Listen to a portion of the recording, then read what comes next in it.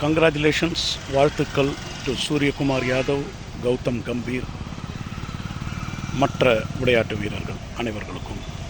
பாகிஸ்தானை மரண அடி அடித்ததுக்கு இப்போது இந்த விளையாட்டில் வெற்றி பெற்றதையே எல்லாரும் மறந்துட்டு சூரியகுமார் யாதவும் நம்ம இந்தியன் பிளேயர்ஸும் பாகிஸ்தான் பிளேயர்ஸோட வெற்றிக்கு பிறகு கை குலுக்கவில்லை அப்படின்றது வந்து ஒரு மிகப்பெரிய குறையாக, ஒரு டிபேட்டாக சோஷியல் மீடியா பூரா டிஸ்கஸ் பண்ணிகிட்ருக்கு.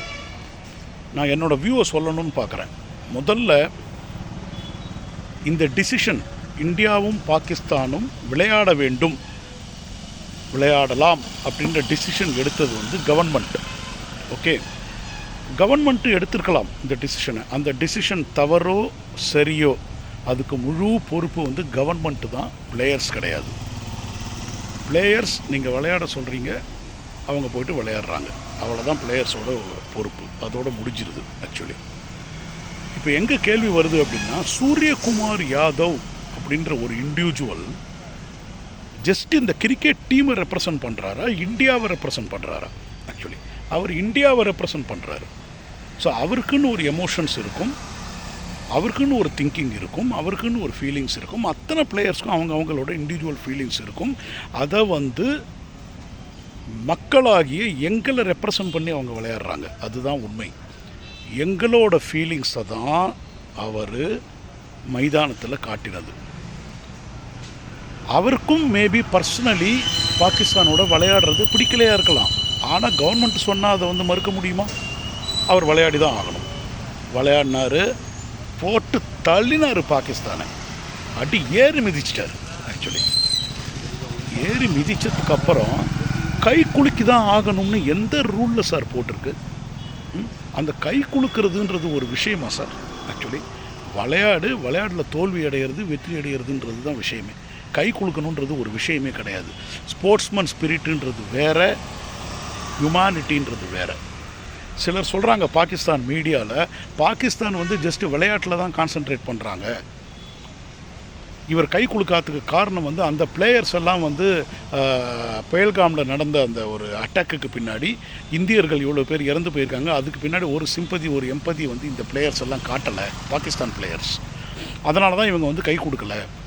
பாகிஸ்தான் பிளேயர்ஸ் எதுக்கு சார் எம்பதி காட்டணும்? அவங்க ஜஸ்ட்டு விளையாடுறதுக்கு தான் வந்திருக்காங்க அப்படின்னு பாகிஸ்தான் மீடியாவில் சில பேர் பேசிகிட்டு இருக்காங்க. அதே தான் சார் பதில் உங்களுக்கும், அதே தான் பதில் சார். என்னோடய அக்கா தங்கச்சியை, என்னோடய அண்ணன் தம்பிகளை, என்னுடைய குடிமகன்கள் வந்து அங்கே இறந்து போயிருக்காங்க. நாங்கள் விளையாடுறதுக்கு தான் வந்திருக்கேன், நான் எதுக்கு சார் உங்கள் கூட கை கொடுக்கணும்? விளையாடுறதுக்கு வந்த நீங்களும் எங்களை ஜெயிச்சுட்டு கை கொடுக்காமல் போங்க, நாங்கள் ஒன்றும் சொல்ல போகிறது கிடையாது. நாங்கள் ஒன்றும் உங்களோட கை கொடுக்கல எதிர்பார்த்துக்கிட்டு நாங்கள் அங்கே விளையாடல, உங்களுக்கு கை கொடுக்கணும்னு நாங்கள் அங்கே விளையாடல. தயவு செஞ்சு இது ஒரு இஷ்யூ ஆக்காதீங்க.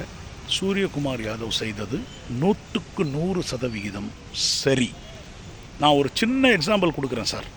ஒரு நிகழ்ச்சி, இது வந்து ஒரு ஹைப்போதெட்டிக்கல். இப்போது எனக்கு வந்து ஒரு சிஸ்டர் இருக்காங்கன்னு வச்சுக்கோங்க. எனக்கு ஆக்சுவலி சிஸ்டர்ஸ் கிடையாது, 2 பிரதர்ஸ் தான். எனக்கு ஒரு சிஸ்டர் இருக்காங்க. அந்த சிஸ்டரை வந்து ஒரு மனிதன், எவனோ ஒருத்தன் வந்து பலாத்காரம் பண்ணிட்டு போயிடுறான் சார். பலாத்காரம் பண்ணிடுறான். இந்த நிகழ்ச்சி நடந்து வந்து ஒரு 1.5 வருஷம் ஆகுது சார். ஓகே, எனக்கும் ஒரு நண்பன் இருக்கிறான். பலாத்காரம் பண்ணினான் பார்த்தீங்களா என்னோடய சிஸ்டரை, அவனுக்கும் ஒரு நண்பன் இருக்கிறான். அவன் வந்து காமன் ஃப்ரெண்டு எங்கள் 2 பேருக்கும் ஆக்சுவலி. ஓகே, அந்த நண்பனோட குடும்பத்தில் ஒரு சுப நிகழ்ச்சி வருது, ஒரு திருமணம் வருது. அந்த நண்பனோட சிஸ்டருக்கு கல்யாணம்னு வச்சுக்கங்களேன். அந்த நிகழ்ச்சிக்கு நானும் போகிறேன், என் ஃப்ரெண்டும் வரான். என் ஃப்ரெண்டு வரான்றது எனக்கு முந்தையே தெரியும், வரதான் போகிறான்னு. பட் எனக்கு முக்கியம் அந்த நிகழ்ச்சியில் கலந்துக்கணும், ஏன்னா அது என் நண்பனுடைய குடும்ப நிகழ்ச்சி. அதுக்கு நானும் போகிறேன், கலந்துக்கிறேன்.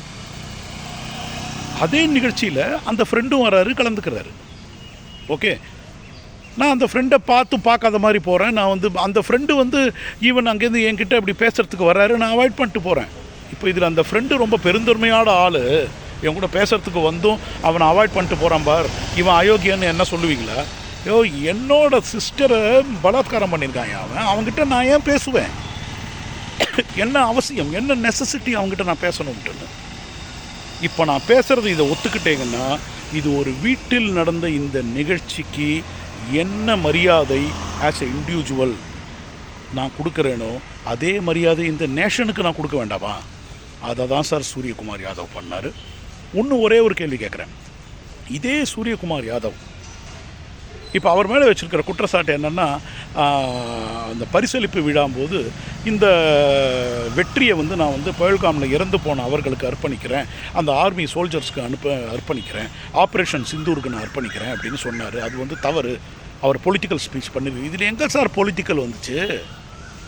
எங்கே பொலிட்டிக்கல் வந்துச்சு ஆக்சுவலி? ஓகே, உங்கள்கிட்ட டெரரிசம்க்கு எதிர்க்க நான் வந்து இந்த விளையாட்டு ஜெயிச்சேன்னு ஏதாவது வார்த்தை அப்படி யூஸ் பண்ணியிருந்தாலே தப்பு கிடையாது. நாங்கள் இந்த வெற்றியை ஜெயித்ததை வந்து ஒரு டெரரிஸ்ட்டை தூக்கி போட்டு மேய்ச்சா மாதிரி நாங்கள் நினைக்கிறோன்னு அவர் சொல்லியிருந்தாலே தவறு கிடையாது. ஏன்னா இறந்தது என்னுடைய சகோதரர்கள், அப்படி சொல்லியிருந்தாலே தப்பு இல்லை. இப்போ நான் ஒன்று கேட்குறேன். அவர் வந்து சூரியகுமார் யாதவ் இந்த வெற்றியை சுனாமியில் இறந்த அனைவர்களுக்கும் நான் சமர்ப்பிக்கிறேன் அப்படின்னு சொல்லியிருந்தாருன்னா அது தப்பா?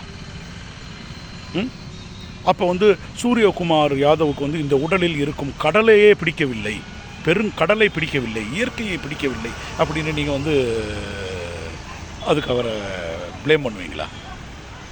சார், அது இயற்கை செய்த பேரழிவு, இது செயற்கையாக நடந்த பேரழிவு. செயற்கையாக நடத்திய பேரழிவை எந்த ஒரு மனிதனும் ஏற்றுக்கொள்ள முடியாது, எந்த ஒரு மனிதாபிமானம் உள்ள மனிதனும் ஏற்றுக்கொள்ள முடியாது.